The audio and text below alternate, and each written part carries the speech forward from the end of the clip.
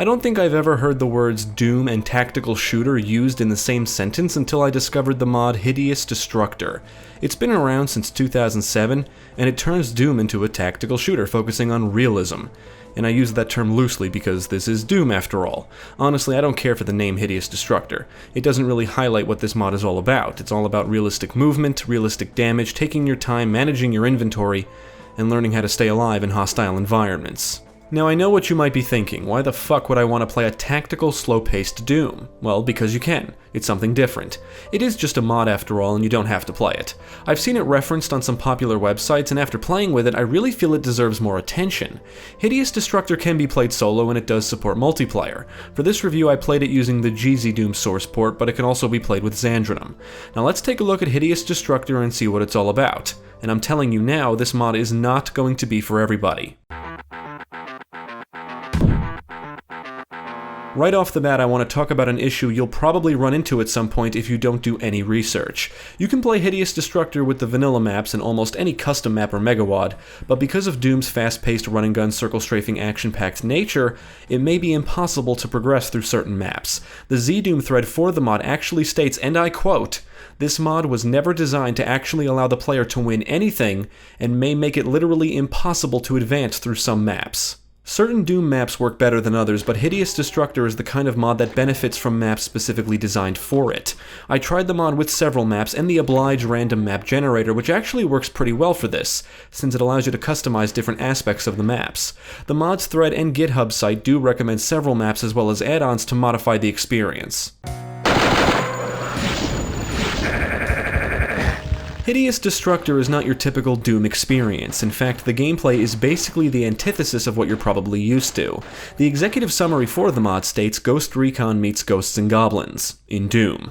The first thing you should do after downloading the mod is open the file and extract the manual, and then read through it. There is a lot to take in, and the mod can feel overwhelming, which is probably the biggest obstacle to overcome. It's all or nothing.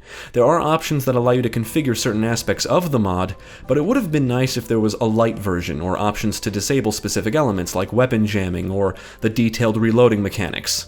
Now, I'm not saying I don't appreciate or like these elements, I'm saying I wish the mod was a bit more accessible. It needs to provide a better way to ease you into the experience. By default, tips and information will pop up on the screen as you play, but there's so much you have to know that it just isn't enough. If you don't take the time to learn the mechanics, you'll end up struggling with basic things, resulting in frustration. When you fire up the mod for the first time, you should configure the controls, tweak any of the mod's options if need be, and then jump into the firing range. This is where you can just mess around and learn the basics. If you enjoy the original Ghost Recon or the old Rainbow Six games, you'll probably get a kick out of Hideous Destructor. Running into rooms all guns blazing will get you killed. Trying to jump and strafe all over the place will also get you killed. You need to move slow, take your time, and be alert. You can walk, run, sprint, jump, crouch, climb obstacles, lean left and right, yell at enemies to attract them, and play dead to fool them. Weapons do have their own sights and scopes, and there's more to the combat than just aiming and shooting. Weapons can jam. You need to manually pump the shotgun depending on the fire mode.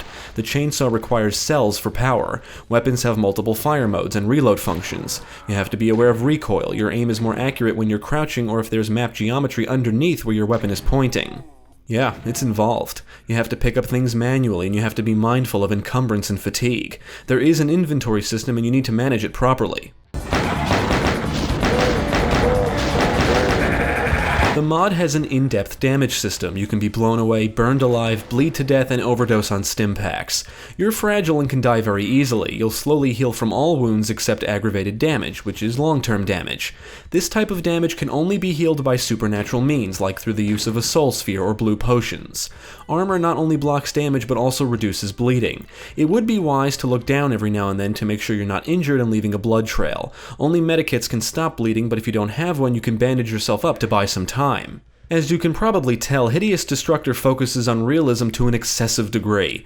You'll need to press and in some cases hold down the right keys to perform certain actions, and it's just another reason why I think options to strip away some of the excessive detailed realism would be welcome for newcomers.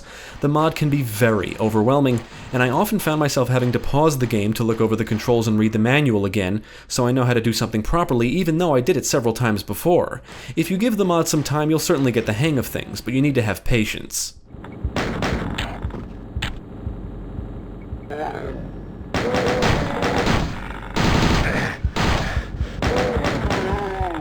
There are multiple difficulties which determine how much damage you take and how the monsters spawn or respawn. There are multiple classes or loadouts to choose from, each with their own weapons and gear. You can also customize your own loadout, which is pretty cool. Each weapon looks and feels different, and some are better for certain situations. The manual goes over the reloading instructions for each one, and I would highly suggest you read over them.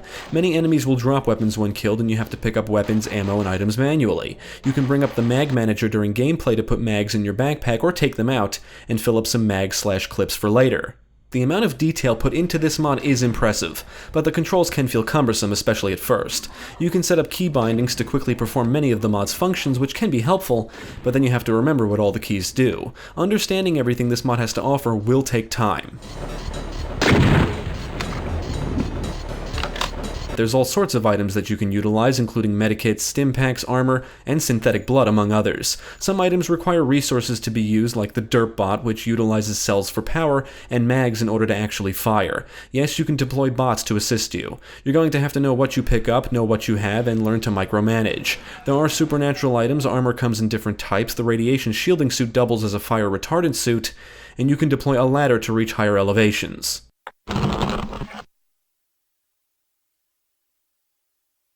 The enemies are very deadly. The manual or readme file goes into great detail about each one, including the new types. It mentions enemies like Techno Spider, Dark Soldier, Ninja Pirate, and for the most part I have no idea which enemies correspond to what names. I can tell you that there are tiny variants of existing enemies.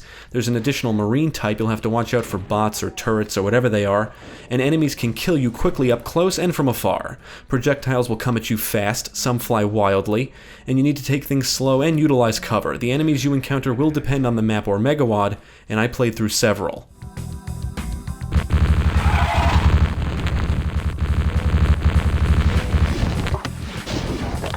Any maps that start you in a spot where enemies are already in your line of sight can be problematic because you can be killed only seconds after starting.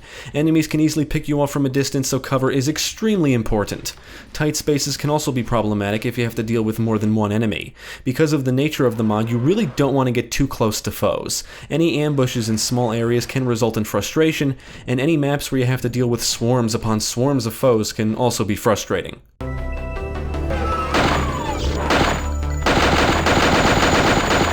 From a visual standpoint, there are some new sprites and visual effects, but most of the presentation will depend on the megawad or any other mods you have installed. Out of all the maps I downloaded and tried, I spent most of my time with the Oblige maps, which really don't offer anything groundbreaking in terms of visuals. The new weapon sprites look good, and the scope and/or sights that appear above your weapon look pretty cool. The only visual effect I don't really care for is the fire, but it does get the job done. Fire and explosions will fill the air with smoke, which can reduce visibility, making some firefights feel really intense. The audio work is pretty good. Many of the weapons include new sound effects, which sound great, and the music, like the visuals, will depend on the megawad or other mods. On the technical side, I have no complaints.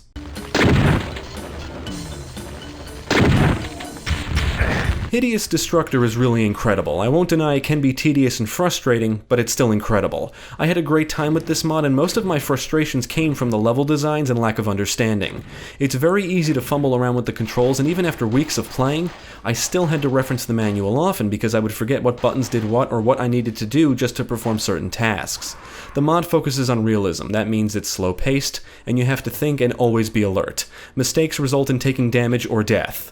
Taking damage is a big deal, and you need to patch yourself up or you will slowly die. Unfortunately, many megawads and custom maps will not be a good fit for Hideous Destructor, and that's because the gameplay is not suited for fast-paced action. Everything is dangerous, you're extremely fragile, and you need to take it slow. The mod works best with maps that contain a lot of cover and not a lot of demon hordes. Unless the megawad is specifically designed for the mod, you may find yourself skipping maps, only playing through the ones that are better suited for the gameplay.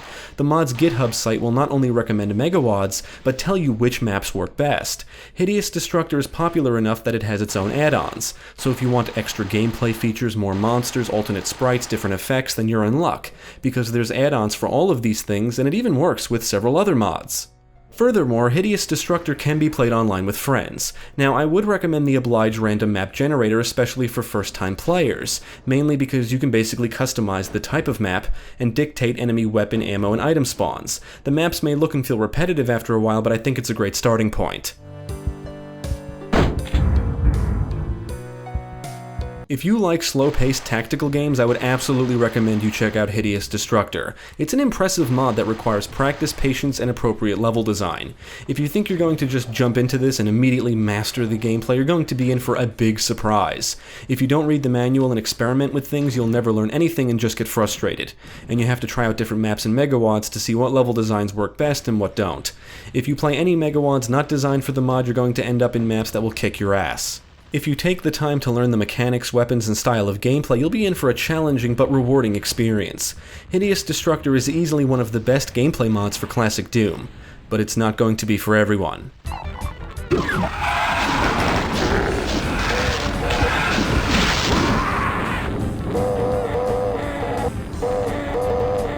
Thank you for watching. If you enjoyed this video, check out the rest of our channel, follow us at the links below, and you can also support us on Patreon. If you're interested in more gaming content, check out our friends over at GameCast.